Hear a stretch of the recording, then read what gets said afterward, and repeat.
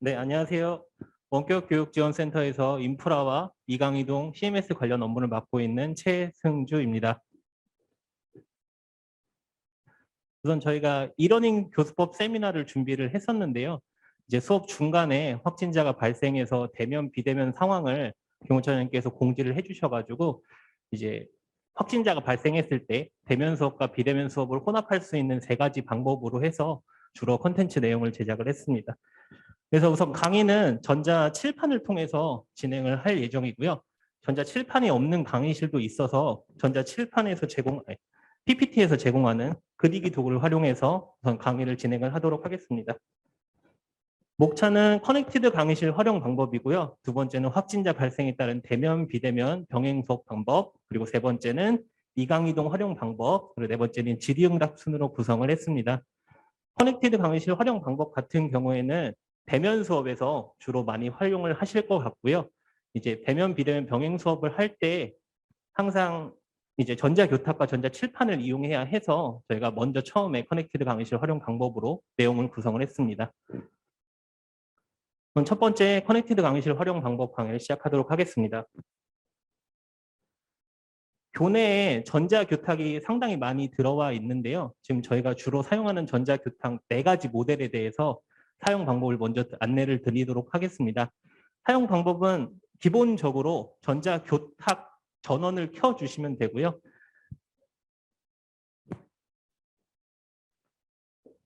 앞에서 보시면 1번 화면에서 보시는 것처럼 전체 전원을 켜실 수 있습니다. 전자교탁 전체 전원을 켜주시고요. 그리고 상판 슬라이드를 완전히 젖혀주십니다. 그리고 전자교탁 안에 있는 PC 전원을 켜주시면 되는데요. 전자교탁이 켜져 있다고 해서 PC가 켜져 있는 게 아니고요. PC가 켜져 있다고 해서 전자교탁이 켜져 있는 게 아닙니다. PC랑 전자교탁은 따로 전원을 분리를 해놨고요. 전자교탁 전원을 오프했을 때 PC 전원까지 끄게 될 경우 PC 사용 수명에 문제가 있어서 별도의 전원으로 준비를 해 두었습니다. 그래서 전자교탁 켜시고 컴퓨터 꼭 켜주셔야 하고요. 그리고 4번의 컨트롤러 조작 방법에 대해서 좀 설명을 드리면은 앞서 보이는 아하 A-1 모델 같은 경우에는 아날로그 컨트롤러로 구성이 되어 있습니다. 우선은 첫 번째 엘리베이션 스크린 제어 버튼이 있는데요. 우리 학교 같은 경우에는 엘리베이션은 별도로 설치가 되어 있지 않아서 스크린 제어 버튼만 활용해 주시면 되는데 스크린을 올리실 때는 업 버튼, 내리실 때는 다운 버튼, 그리고 일정 수준에서 정진하시려면 스톱 버튼을 눌러주시면 됩니다. 그리고 2번째는 빔 프로젝터 제어 메뉴인데요. 나번에서 확인을 하실 수 있고요. 나번에서 확인을 하실 수 있고요. 프로젝터의 전원을 켜시거나 끄실 때 활용하실 수 있습니다. 그리고 혹시 개별적으로 랩탑이나 PC, 노트북을 가져오신 경우에는 외부에 있는 5번에 있는 패널을 통해서 HDMI나 RGB로 연결을 하신 후 활용을 하실 수 있는데요. 이 경우에는 강의실에 설치된 음향시설과 카메라 마이크를 사용할 수 없어서 대면, 비대면 혼합 수업을 할 때는 좀 지양하는 바입니다. 그리고 마지막으로 중요한 음성 조정이 있는데요. 음성 조정 같은 경우에는 아래 3가지 메뉴로 구성이 되어 있습니다. 첫 번째는 구준액인데요. 교수님들 교탁에 보시면은 이렇게 이제 유선으로 달려가지고 이렇게 위로 길게 나와 있는 마이크가 있을 거예요. 이 마이크 음량을 조절할 때 사용해 주시면 되고요.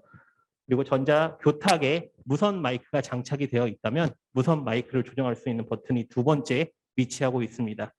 그리고 3번째는 PC 음향인데요. PC 음향에 대해서 소리를 높이시거나 줄이실 때 사용하실 수 있습니다.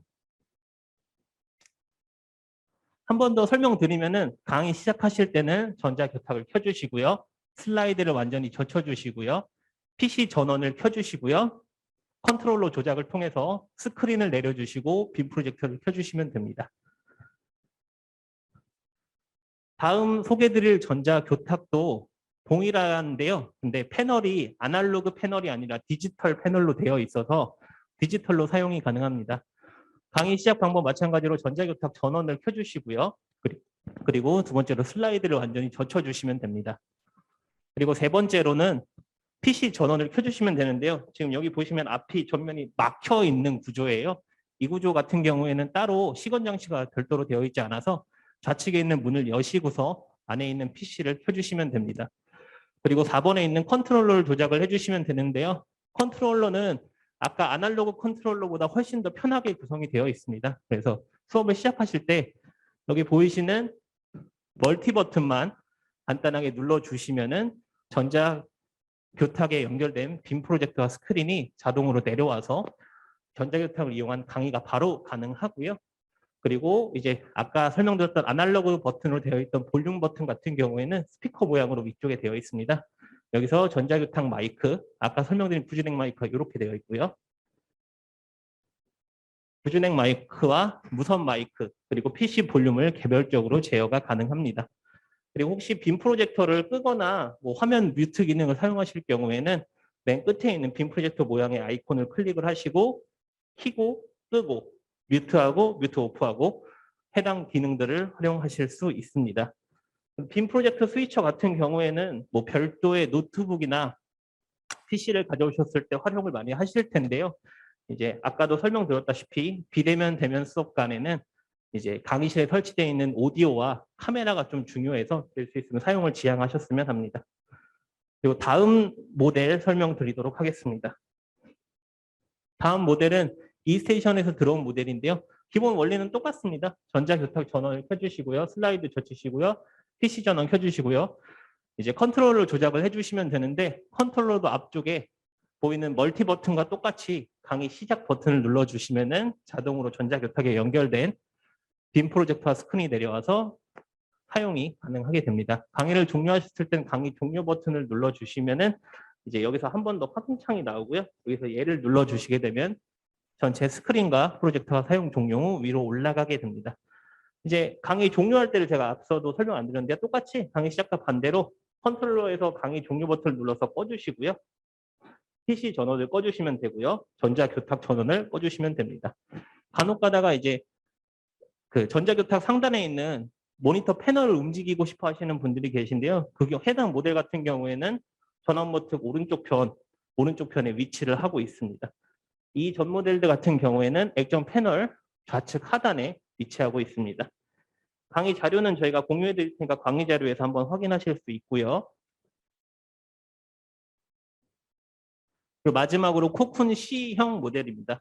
원리는 똑같아서 마찬가지로 전자교탁 전원을 켜주시고요. PC 전원 켜주시고 컨트롤러 조작 버튼을 통해서 조작을 해주시면 됩니다. PC 이제 전자교탁마다 조금씩 전원 위치가 달라서요. 전원 위치는 오른쪽 측면에 위치를 하고 있고요. 컨트롤러는 상단에 위치하고 있습니다.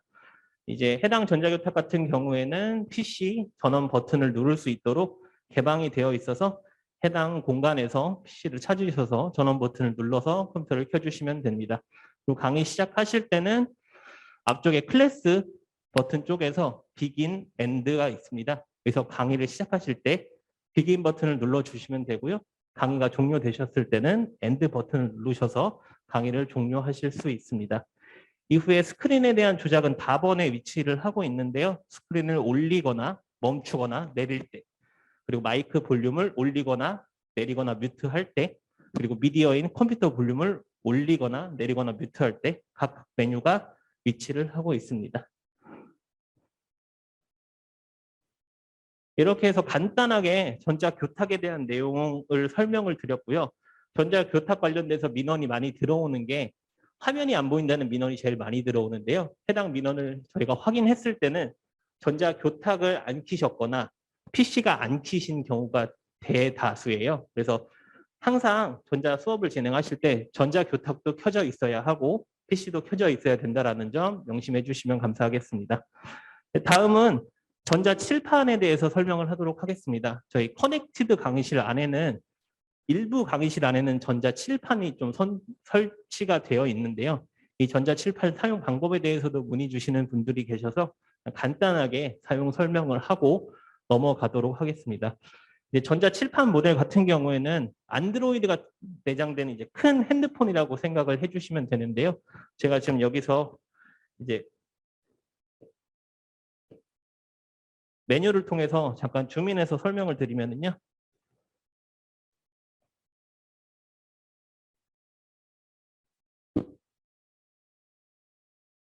네, 이쪽에 화살표 모양 보이시죠? 이 화살표 모양을 누르게 되면은 저희 핸드폰 어플리케이션처럼 오른쪽에 쭉 메뉴가 나오게 됩니다. 이 해당 메뉴에서 여러 가지 설정을 확인을 하실 수 있고요. 맨 위에 있는 버튼은 홈 버튼으로 홈으로 돌아가는 메뉴고요. 두 번째 메뉴 같은 경우에는 저희 핸드폰에서 여러 창이 띄어져 있잖아요. 여러 창 중에서 선택할 수 있는 창 리스트들이 나옵니다. 그래서 저는 지금 PC에 연결을 해놔서 PC 창이 하나 나오고요. 그리고 자유롭게 판서를 할 수 있는 화이트보드가 있습니다.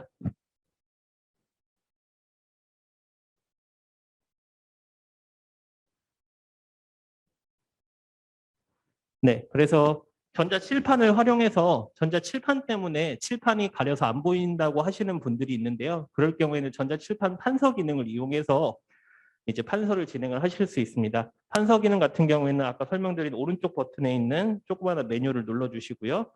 메뉴가 올라오게 되면은 여러 가지 메뉴 중에서 그리기 메뉴가 있습니다. 그리기 메뉴를 클릭을 해주시고요. 그리기 메뉴를 클릭을 하면 하단에 그리기 도구들이 나와 있습니다. 이 도구들 중에서 원하시는 펜과 색깔을 선택을 하셔가지고요. 자연스럽게 필기를 하시면서 오프라인 수업을 진행을 할 수 있습니다. 이제 전자칠판에서 제공하는 판서 기능 같은 경우에는 외부로 송출이 안 될 수 있어요. 그래서 대면 비대면 동시 수업하실 때는 아까 제가 보여드린 것처럼 PPT에 있는 그리기 도구나 줌에서 제공하는 주석 기능을 활용하시면 됩니다. 이제 여기서 편하게 필기 판서를 하시면서 수업을 진행을 하실 수 있고요. 이제 맨 화면에서 보여주고 싶다라고 하시면은 하단에 보시면은 이렇게 화이트보드로 전환할 수 있는 메뉴가 나와 있어요. 이 화이트보드로 전환할 수 있는 메뉴를 클릭을 하시면은 화이트보드로 전환이 됩니다. 이제 여기서 교수님들께서 뭐 필기하실 내용이나 작성하실 내용들을 작성해서 설명을 해주시면 되고요. 이제 지우실 때는 손바닥이나 손등을 이용하셔가지고 슬라이드 한번 해주시면은 자동으로 지워집니다. 이게 전체 면을 인식하는 구조라서 얇은 면으로 입력했을 때는 필기가 이루어지고요. 두꺼운 면으로 인식했을 때는 지우개가 활성화가 됩니다. 이렇게 하셔서 판서 기능을 모두 사용하셨으면 다시 원래 기능으로 돌아가기 위해서 좌측 하단에 있는 해당 버튼을 클릭을 해주시면 되고요. 그리고 PPT에 있는 판서나 모든 판서가 끝났을 경우에는 오른쪽 끝에 있는 지우기 버튼을 이용해서 전체 내용을 삭제하실 수 있습니다. 삭제하시고 해당에 지금 하단에 이렇게 메뉴가 활성화된 경우에는 이제 그리기 도구가 활성화되어 있는 상태고요. 해당 그리기 도구 상태는 화면을 캡처해서 그 위에 더 씌우는 방식으로 다음 슬라이드로 넘어가실 경우에는 팝업을 내려주셔야 됩니다. 하단에 보시면 내리기 버튼이 있고요. 내리기 버튼을 클릭을 하면은 캡처되는 본 위에 작성됐던 내용이 모두 사라지면서 네, 다음 페이지로 PPT 그리기도가 들어가 있어서 다음 페이지로 넘어가실 수가 있습니다. 그렇게 해서 뭐 여러 가지 방법으로 활용을 하실 수 있을 것 같고요. 예시로 뭐 수학 문제 같은 거나 이런 것들도 PPT 강의 교환으로 만드셔가지고 이제 PPT 그리기 도구를 활용해가지고 문제를 풀면서 수업을 진행을 하실 수 있고요. 이제 뭐 영어 같은 수업도 뭐 이제 강의 교환만 PPT로 잘 만들어 주시면은 해당 전자칠판을 이용해서 수업도 가능하라고 생각이 됩니다. 네, 그리고 가장 중요한 확진자 발생했다는 비대면 수업 방법 3가지에 대해서 좀 설명을 드리려고 하는데요. 먼저 교무처장님께서 첫 번째 설명해 주신 것처럼 이제 커넥티드 강의실을 활용해서 대면, 비대면 수업을 동시에 진행하는 방법입니다. 이제 대면, 비대면, 그러니까 확진자가 발생했다는 연락을 받으시면은요, 확진자를 위해서 줌 개설을 하시거나 줌 회의 아이디를 공지를 해주셔야 해요. 그래서 첫 번째 온라인 수업에 대한 개설 공지를 이강이동을 통해서 진행을 해 주시면 되고요. 이강이동으로 진행을 하실 때는 줌 개인 회의 아이디나 교과목별 줌 개인 회의 아이디를 교과목별 공지사항 게시판에 게시를 할 수 있는 방법과 교과목별 이강이동의 실시간 강의 게시판에 게시를 해가지고 회의 예약을 연동해서 학생들에게 안내하는 2가지 방법이 있습니다. 2가지 방법 중에 교수님께서 편하신 방법을 사용을 하시면 될 것 같고요.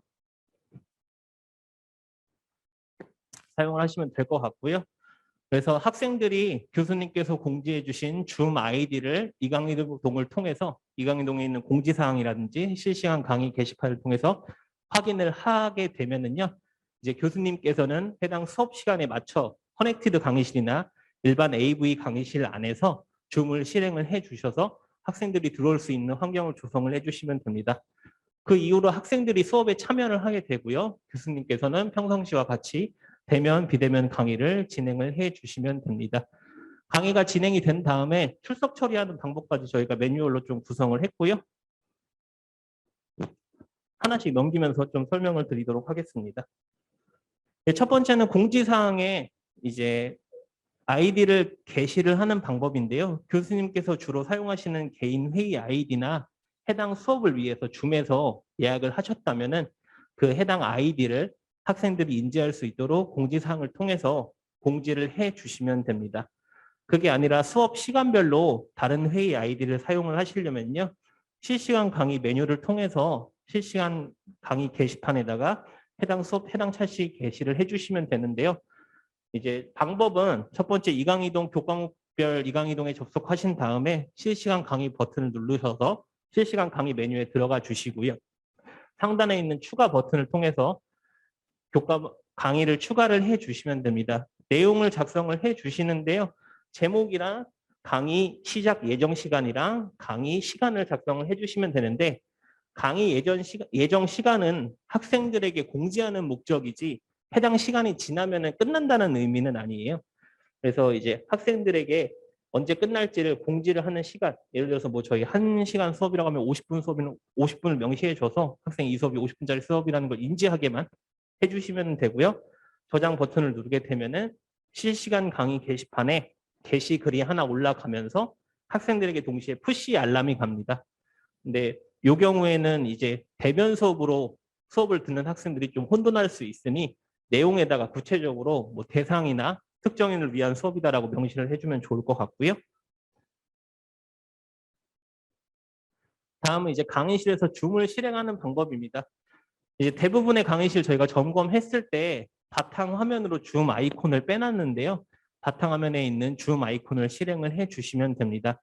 간혹 가다가 바탕 화면에 줌 아이콘이 없을 경우에는 윈도우 바탕화면 좌측 하단에 있는 윈도우 버튼을 클릭을 하셔가지고 줌을 입력을 해주게 되시면은 이제 스타트 줌이라고 어플리케이션이 하나가 나오게 될 거예요. 이 해당 어플리케이션을 실행해 주시게 되면은 줌이 실행이 되게 됩니다. 이제 줌을 실행을 하셨을 때 로그인 창이 뜨는 경우가 있고 자동으로 로그인이 되어 있는 경우가 있어요. 이제 커넥티드 강의실 같은 경우에는 환경에 따라 다르겠지만 대부분 공용 강의실로 여러 교수님이 동시에 사용을 하셔서 기존에 계시던 교수님께서 로그인 상태 유지 버튼을 체크를 해 놓으시면은 계속해서 로그인 상태가 유지가 되니까는 이제 해당 내용을 참고해 주시고요. 첫 번째, 로그인 창이 그냥 뜨는 경우에는 교수님께서 부여받으신 줌 아이디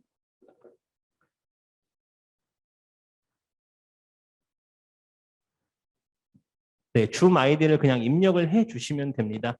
줌 아이디와 비밀번호를 입력을 해서 로그인을 해 주시고요. 이때는 반드시 로그인 상태 유지를 체크를 해제를 해 주셔야지 다음 수업 때 방해가 되지 않습니다. 근데 커넥티드 강의실에 가셨는데 이제 로그인이 되어 있는 상태가 종종 있으실 거예요. 이제 전에 수업하셨던 분이나 누군가가 계속해서 로그인을 해놓고 PC를 안 끄거나 해도 계속해서 로그인 상태로 유지가 되니까요. 오른쪽 상단에 줌을 실행하면 오른쪽 상단에 조그만한 아이콘 모양이 있어요. 이 조그만한 아이콘 모양을 클릭을 하셔가지고 메뉴를 띄운 다음에 계정 전환 버튼을 클릭을 해주시면 됩니다. 계정 전환 버튼을 클릭을 해주시면은 자동으로 첫 번째 보이는 화면이 뜨게 되고요. 여기서 교수님들의 줌 계정을 입력을 해 주시면 됩니다. 많이 또 헷갈리시는 분들이 줌 계정 같은 경우에는 학교 포털과 따로 연동이 되어 있지 않아요. 그래서 교수님께서 사용하시는 아이디와 비밀번호가 포털 학교 아이디와 다를 수 있습니다. 이 경우에는 이강이동 실시간 강의 메뉴에서 아이디를 확인하시거나 저희 쪽으로 원격교육지원센터로 연락 주시면 제가 확인해서 안내를 드리도록 하겠습니다. 이렇게 해서 아이디와 비밀번호를 쳐서 로그인을 해 주시면 되고요. 그럼 교수님께서 예약하신 수업 리스트들이 나올 겁니다. 이제 개인 회의 아이디로 수업을 진행하시는 분들 같은 경우에는 그냥 홈 버튼에서 새 회의 시작 버튼을 누르시면 되고요. 수업마다 실시간 강의 메뉴나 수업마다 다른 회의 아이디, 숫자 회의 아이디를 사용하실 경우에는 상단에 있는 회의에서 예약된 회의 목록이 나옵니다. 예약된 회의 목록에서 해당하는 수업의 시작 버튼을 눌러주시면 됩니다. 이제 시작 버튼을 눌러주시게 되면은 여러 가지 비디오 설정을 잡게 되는데요. 저희가 강의실별로 PTZ 카메라가 설치된 강의실을 커넥티드 강의실이라 명명을 하고 있어요. PTZ 카메라가 설치된 강의실 같은 경우에는 상단에 흰 색깔 카메라로 설정을 해주셔야 되는데요. 그 흰 색깔 카메라 이름이 UVC 카메라입니다. 지금 제가 강의를 하면서 사용하는 카메라이고요. 카메라는 UVC 카메라로 잡아주시면 되고요. 오디오 설정 같은 경우에는 해당 강의실이 어떤 오디오로 설정이 되어 있는지 강의실별로 달라요. 그래서 반드시 오디오 설정에서 스피커 앤 마이크 테스트를 선택을 해 주셔야 합니다. 스피커 앤 마이크 테스트 선택을 눌러주시면은 해당 PC에 연결되어 있는 모든 마이크와 모든 스피커 테스트를 하실 수 있고요. 안내 메시지에 따라서 벨소리가 들릴 경우에는 예 버튼을 눌러주시면 그 들리는 스피커가 기본 스피커로 설정이 되고요. 이제 스피커 테스트를 하신 다음에 마이크를 진행을 할 텐데요. 안내 메시지에 따라 이야기를 하시고 말한 소리가 정상적으로 녹음이 돼서 나에게 들린다라고 하면은 오디오 설정도 완료가 됩니다. 근데 만약 소리가 안 들릴 경우에는 아니오 버튼을 눌러주시면 되고요. 그래서 오디오를 최종적으로 확인하신 다음에 마지막으로 예 버튼을 누르면 예 버튼을 누른 마이크가 기본 마이크로 설정이 되게 됩니다. 저희가 전체 PTZ 카메라가 설치된 74개 강의실 같은 경우에는 유선 마이크를 다 테스트를 해서 작동하는 내용을 확인을 했고요. 그리고 PTZ 카메라가 설치가 되어 있지 않은 강의실에서도 비대면 수업, 대면 비대면 혼합 수업이 이루어질 수 있어서 웹캠을 설치해 두었습니다. 이 경우에는 웹캠을 마이크와 비디오로 설정하셔서 진행을 하시면 됩니다. 그리고 이렇게 수업을 진행을 하실 때 천장에 있는 PTZ 카메라를 활용을 하셔야 되잖아요. 그래서 제가 지금 여기서 똑같이 교수님들이랑 진행을 하기 위해서 리모컨을 갖고 왔어요. 그래서 여기 보시면은 저희 매뉴얼에 있는 같은 리모컨입니다. 그래서 지금 제가 여기서 줌인 줌아웃 하는 게 교수님들이 보시는 것처럼 학생들도 이렇게 볼 수 있고요. 저희가 교수님들의 수업 편의를 위해서 몇 가지 세팅을 해놨어요. 그래서 보시면은 PTZ 카메라 리모컨이라고 되어 있는데 해당 리모컨은 4개까지 컨트롤 가능한 리모컨입니다. 근데 저희 강의실에는 1개밖에 카메라가 설치가 되어 있지 않아서요. 항상 1번을 유지하시고 리모컨을 통해서 제어를 해 주시면 됩니다. 그래서 지금 제가 여기 똑같이 1번으로 설정을 한 다음에요. 1번 버튼을 누르게 되면은 줌이 아웃되면서 강의실 전체 화면 모습이 나오게 됩니다. 이 전체 화면 모습으로 강의를 하시다가 이제 칠판 판서 화면이 필요할 경우에는 2번 버튼을 눌러서 판서하는 쪽으로 돌릴 수 있고요. 그래서 판서하시는 내용이 여기에 나오게 판서하시는 내용만 나오게 설정을 하실 수 있고요. 3번 같은 경우에는 교수자 화면으로 해서 교수님이 이야기하시는 모습을 이제 송출할 수 있도록 시스템화하였습니다. 그리고 네 번째, 전자 칠판이 아니라 빔 프로젝터가 설치된 강의실이 있을 수 있는데요. 그 해당 강의실 사용을 위해서는 저희가 4번에 빔 프로젝터로 설정을 해 두었고요. 해당 강의실에 전자 칠판이 있는 경우에는 5번 버튼을 눌러주시면은 전자 칠판 화면으로 전환이 됩니다. 그렇게 해서 기본적으로 1번부터 5번으로 사용을 하실 수 있고요. 이거 이외에 교수님께서 원하시는 화면이 있다라고 하면은 앞쪽에 있는 리모컨, 틸드 버튼과 틸드 버튼을 활용해서 줌인 하시거나 줌 아웃 하시거나 하단에 있는 좌우 상하 버튼을 이용해서 교수님이 원하는 화면으로 학생들에게 제공을 할 수 있습니다.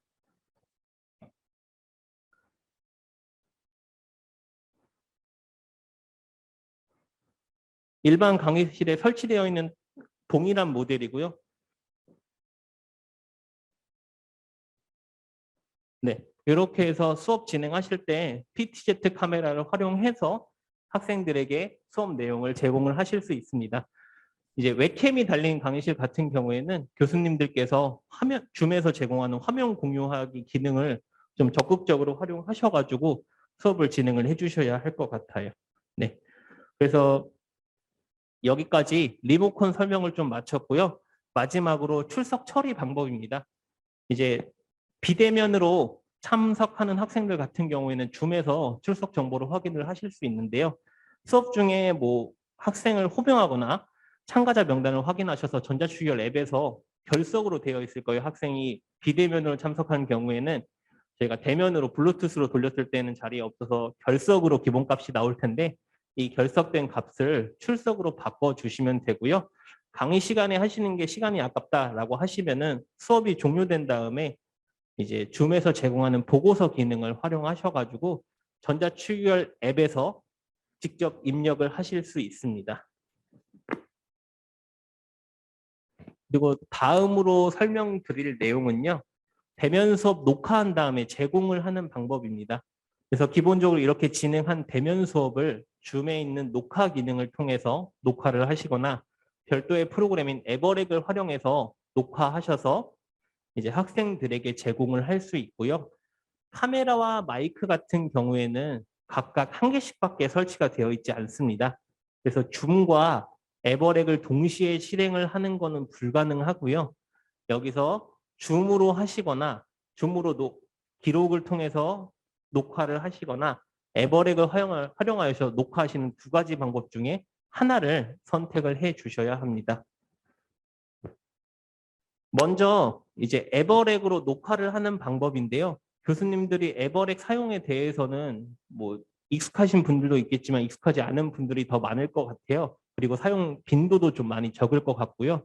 그래서 저희가 우선은 줌 중심으로 하는데 에버렉도 설명은 해야 돼가지고 슬라이드를 만들었고 에버렉에 관련된 내용은 작년에 영상으로 만들어 놓은 자료가 있어서 끝부분에서 제가 해당 내용을 다시 공유 드리도록 하겠습니다. 이제 교수님 대부분의 PC나 커넥티드 강의실에도 모두 에버렉이 설치가 되어 있고요. 바탕화면에 에버렉 버튼이 있을 겁니다.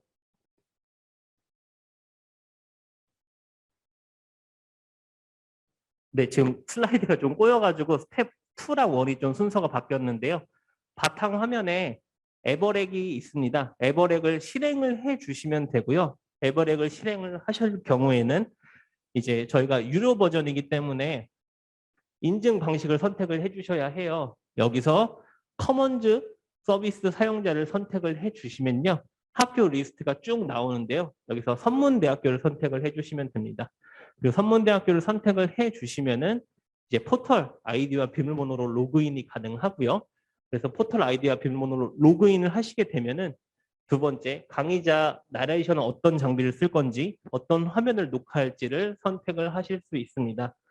장치 설정하기를 클릭을 하셔가지고 카메라와 마이크 장치를 설정해 주셔야 하는데요. 카메라는 아까 설명드린 것처럼 UVC 카메라이고요. 오디오 입력 장치는 대부분 마이크, 라인 입력으로 선택을 해주시면 되는데 입력하시고서 바로 녹화 촬영하지 마시고 꼭 입력된 마이크가 정상적으로 작동이 되고 녹화가 되는지를 확인을 해주셔야 해요. 그래서 비디오 입력 장치 입력하시고 오디오 입력 장치가 정상적으로 입력이 됐는지 확인을 하신 다음에 녹화를 하시면 됩니다. 녹화하실 때 마이크가 정상적으로 작동을 하면은 좌측 하단 마이크에서 피치가 올라가니까 그걸로도 확인을 해주셔도 괜찮고요. 그 다음에 강의 준비가 되면은 이렇게 녹화 시작 버튼이 활성화가 됩니다. 4번 화면에서 보시는 것처럼 녹화 시작하실 때 녹화 시작 버튼을 눌러주시고요. 수업 종료 후 녹화가 종료가 되었다면 녹화 종료 버튼을 눌러주시면 됩니다. 녹화 종료 버튼을 누르면은 아래 화면처럼 이제 커먼즈에 등록할 수 있는 메뉴들이 나타나는데요. 교수님들 포털 아이디로 로그인 하셨잖아요. 그래서 포털에 연동된 커먼즈라는 저희 개인 클라우드 공간이 있습니다. 그 개인 클라우드 공간으로 이제 바로 등록할 수 있는 게 있어서 등록하기 버튼을 누르게 되면은 자동으로 교수님 개인 클라우드인 커먼즈에 저장이 되게 됩니다.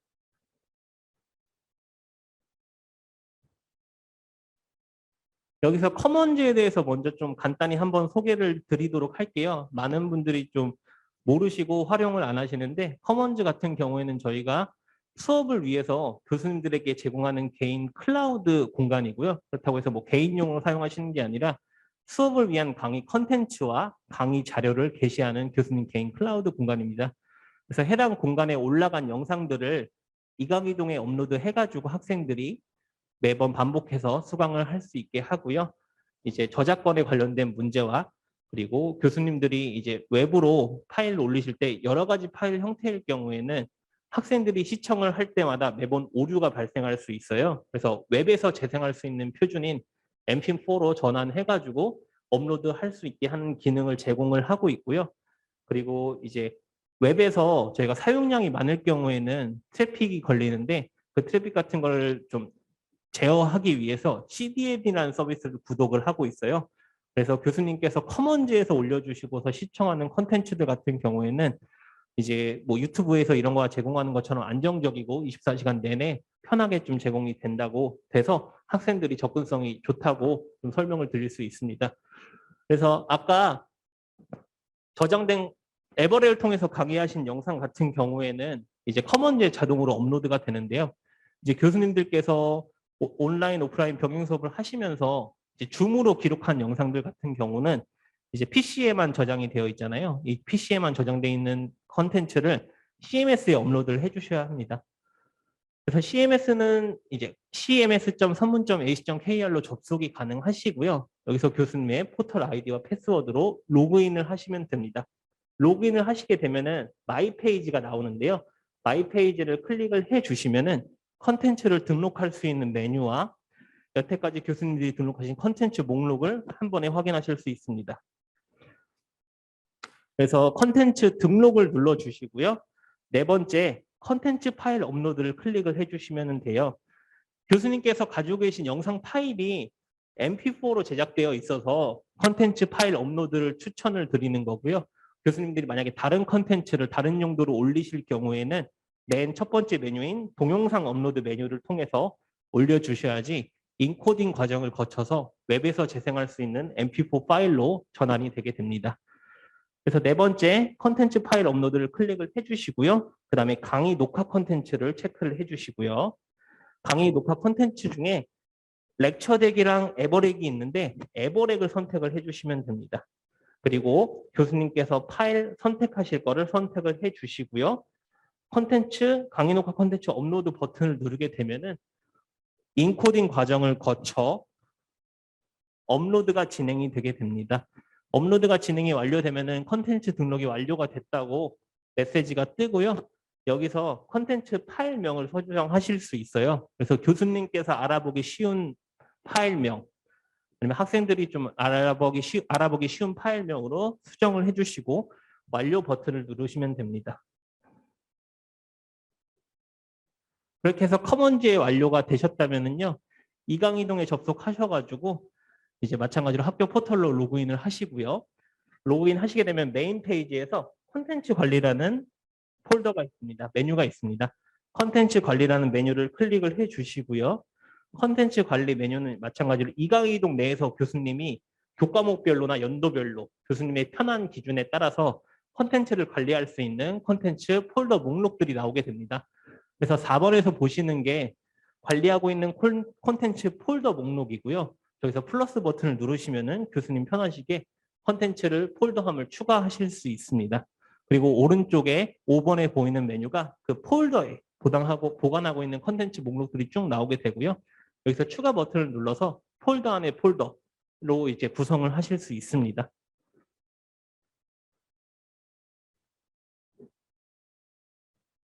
그래서 저 같은 경우에는 그냥 테스트로 진행을 했고 이제 테스트라는 폴더를 선택을 했고요. 그 폴더 안에 컨텐츠를 추가를 하려고 추가 버튼을 눌렀습니다. 여기서 제가 아까 게시를 했던 커먼즈 파일을 가져올 예정이고요.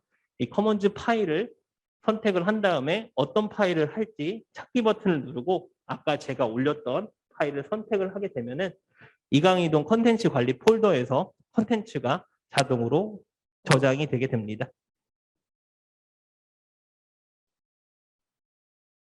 이렇게 해서 저장된 컨텐츠를 이제 교수님께서 개시를 희망하는 이강이동으로 이동을 하시면 되는데요. 해당 강의실로 이동을 하신 뒤에 온라인 강의 메뉴에서 이제 주차와 차시에 맞춰서 콘텐츠를 업로드 해주셔야 해요. 그래서 이 차시 개념이 조금 교수님들께 어렵고 저도 어렵게 느껴졌는데 제가 전자출결 어플리케이션을 활용해서 확인을 해보니까는 주차와 차시 정보를 좀 쉽게 확인할 수 있는 방법이 있어서 하단에 좀 작성을 했습니다. 그래서 이제 전자출결 웹페이지로 들어가시게 되면은 이제 교과목별로 주차별 출석 현황이라는 메뉴가 있는데요. 여기에서 해당 원하시는 수업을 클릭을 하시게 되면은 날짜별로 수업이 언제가 진행되고 몇 주인지가 나와 있습니다. 그래서 앞서서 보시면은 3월 3일 수업 같은 경우에는 1주차 1차시 수업이고요. 1월 3일 수업 같은 경우에는 1주차 3차시 수업입니다. 그래서 만약에 3월 10일 날 16시 30분부터 17시 20분까지 연강으로 결석하는 학생이 있다라고 하면은 이 학생은 2주차 1차시, 2차시를 결석을 하게 되는 겁니다. 그럼 2주차 1차시, 2차시 학생들을 위해서 지금 예시는 제가 3주차 1차시로 했는데요. 3주차 3차시로 진행했습니다. 3주차 3차시 3월 17일 날 3월 17일 날 이제 비대면 수업으로 수업을 듣는 학생을 위해서 컨텐츠를 게시를 하는 방법을 설명을 드리는 거예요. 그래서 3주차 차시 추가 버튼을 통해서 3차시로 선택을 해주시고요. 이제 출석 대체자를 위한 기능이라서 출석 대체자에 체크를 해주시면 됩니다. 출석부 반영일은 수업 진행일인 3월 17일이 되겠고요. 학습 인정 기간 이후에 수강 가능한지 여부는 저희가 체크를 하지 않았어요. 그래서 이게 체크가 되게 될 경우에는 학생이 수업을 볼 수 있는 3월 20일 이후로도 컨텐츠를 학생이 수강을 할 수 있어서 제가 이 기능은 체크를 해제를 했습니다. 이렇게 설정을 하시고서 저장 버튼을 눌러주시면은요. 이렇게 컨텐츠를 담을 수 있는 하나의 상위, 제가 이제 그릇이라고 표현할게요. 하나 상위 그릇이 생성이 되었고요. 이 그릇에서 교수님들이 수업 진행한 컨텐츠들을 담아주시면 됩니다. 컨텐츠 추가 버튼을 눌러주시고요. 여기서 아까 제가 저장한 테스트 폴더에 강의가 뜨면은 여기서 선택 버튼을 클릭을 하셔가지고 연결 버튼을 클릭을 하셔가지고 해당 수업 주차에 컨텐츠를 연결하실 수 있습니다.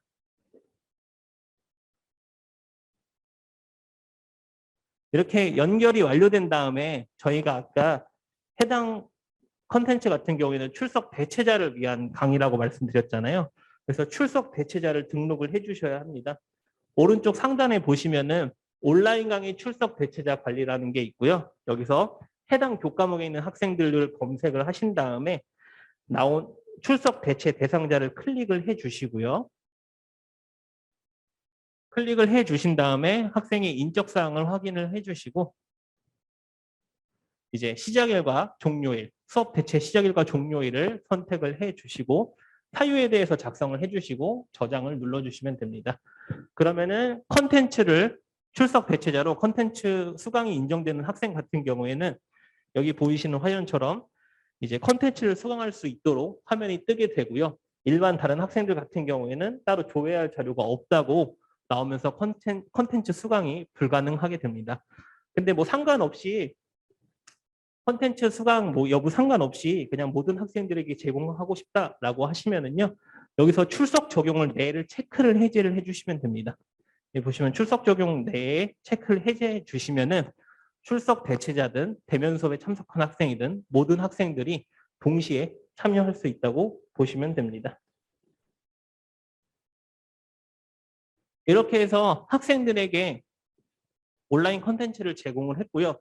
그럼 학생들이 수강을 한 이후에 출석 체크도 같이 진행을 해야 되잖아요. 이 경우에는 저희가 최대한 간단하게 설명을 하기 위해서 오른쪽 상단에 있는 진도율 보기를 안내를 드리고 있습니다.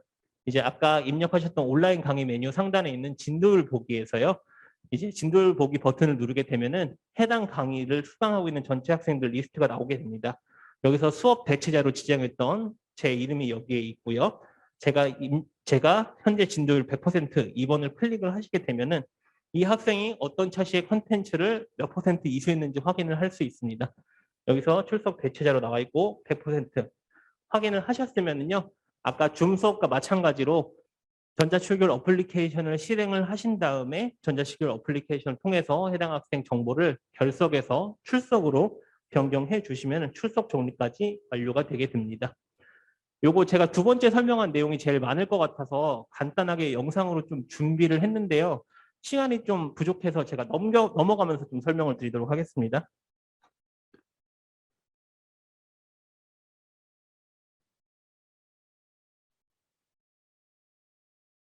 이제 제가 강의실에서 진행을 한다 생각을 하시고 봐주시면 되고요. 해당 수업 예약된 아이디가 제 내용이 맞는지 확인을 해주시고 아니다라고 하시면 계정 전환을 통해서 계정을 바꿔주시면 됩니다. 그리고 이제 교수님 개인 회의 아이디로 진행을 하실 경우에는 이제 홈페이지에서 새 회의를 눌러서 개인 회의 아이디로 회의를 열어주시면 되고요. 이제 예약을 하셨다라고 하면은 상단에 있는 회의 버튼을 통해서 이제 예약된 회의 목록에서 시작 버튼을 눌러주셔서 수업을 시작을 해주시면 됩니다. 이제 수업을 시작을 하시면서 이제 기록을 해서 강의 녹화를 떠주시고요. 녹화 이제 뭐 수업하는 모습을 제가 촬영을 한 거고요. 녹화가 완료가 되면은 실제로 내 PC 또는 강의실 PC에서 정상적으로 줌 녹화가 완료가 되었는지 한번 확인을 해주시면 됩니다. 이렇게 해서 영상이 정상적으로 나오는 걸 확인을 하고요. 그다음에 아까 설명드렸던 CMS에 접속을 하셔가지고 이제 교수님의 포털 아이디와 비밀번호를 입력을 해주시면 됩니다. 여기서 마이 페이지를 눌러주시고요. 여기서 콘텐츠 목록을 볼 수 있는 폴더와 콘텐츠를 등록할 수 있는 메뉴가 있는데 여기서 콘텐츠 파일 업로드를 클릭을 해주시고 강의 녹화 콘텐츠를 클릭을 해주시고 에버렉을 클릭을 해주시고 아까 제가 저장한 강의 영상을 선택해서 업로드를 해주시면 됩니다. 이게 10초짜리 영상이라서 콘텐츠 등록이 빠르게 진행이 됐는데요. 이거 좀 시간 좀 걸릴 수 있다는 거 참고해 주시고요. 여기서 이제 해당 콘텐츠에 대한 제목을 작성해 주시고 완료 버튼을 누르시게 됩니다. 이제 정상적으로 콘텐츠가 업로드되고 재생이 되는지를 콘텐츠 목록에서 확인을 하실 수 있고요.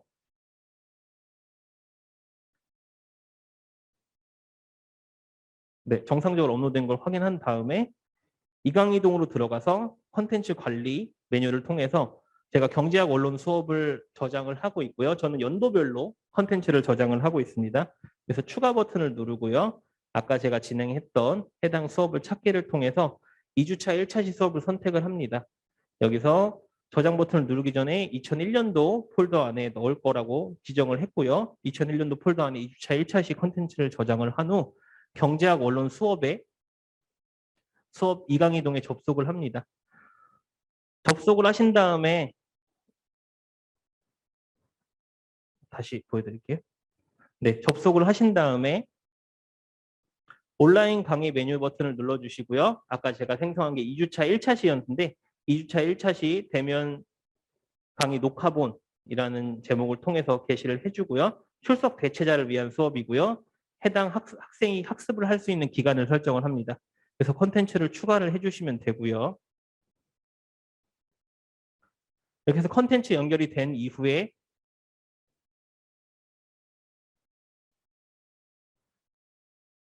오른쪽 상단에 있는 온라인 강의 출석 대체자 관리 버튼을 클릭을 하시고요. 여기서 저는 지금 이미 설정이 되어 있는데요. 그래서 추가 버튼을 누르셔가지고 학생을 추가하셔가지고 내용을 확인하시면은 이렇게 제가 지금 설정 학습 기간이 아닐 때 들어가서 학습 기간이 아니다라고 나오는데요. 이제 학습 기간을 다시 수정을 하고서 수강을 하면은 이제 수강을 학생 입장에서 완료가 되면 이렇게 100%로 뜨고요. 교수님들 입장에서는 이제 온라인 강의에서 진도율 보기 버튼을 누르시게 되면은 제가 여기서 수강한 컨텐츠 목록이 나와요. 그래서 아까 제가 업로드했던 2주차 1차시 컨텐츠를 학생이 다 수강한 거를 확인할 수 있습니다. 여기서 출석 인정 버튼을 누르면은 출석 인정이 안 되니까는 꼭 해당 내용을 확인하신 다음에 전자출결 어플리케이션을 통해서 학생 출석 기록을 바꿔주셔야 합니다. 아마 이 내용이 가장 교수님들이 궁금해하실 것 같아가지고 제가 간단하게 실습 영상으로 제작을 해가지고 좀 보여드릴 수 있도록 작성을 했고요. 그리고 이제 사전 제작된 영상 활용 방법인데 사전 제작이라면 대부분 에버렉으로 영상을 제작하시거나 뭐 개인 콘텐츠가 있으실 거예요. 그래서 이 내용은 저희가 시간 관계상 시간이 좀 부족해서 영상 매뉴얼로 좀 대체를 하려고 합니다. 그래서 2020년도에 만들어진 영상 매뉴얼 QR 이렇게 제공을 해드릴 테니까는 해당 QR을 통해서 각각 영상이 영상 한 3분에서 5분 정도 되거든요. 이 해당 영상을 좀 시청을 하시면은 하시는데 좀 편하게 진행을 하실 수 있을 거라 생각이 들고요.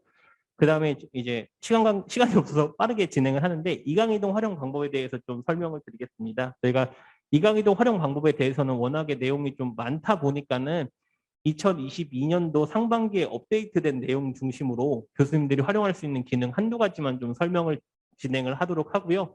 별도로 이강이동 관련돼서 궁금하신 내용이 있으시다면 저희 원격교육지원센터로 연락을 주시면은 저희가 내용을 확인한 다음에 전달을 드리도록 하겠습니다. 먼저 시험 기능에서요. 저희가 시험 문제 유형이 좀 다양화되었습니다. 그래서 시험 출제할 때 짝 맞추기 기능을 통해서 학생들에게 문제를 제공을 할 수 있고요. 우선 시험 버튼을 통해서 시험을 개설을 해 주시고요.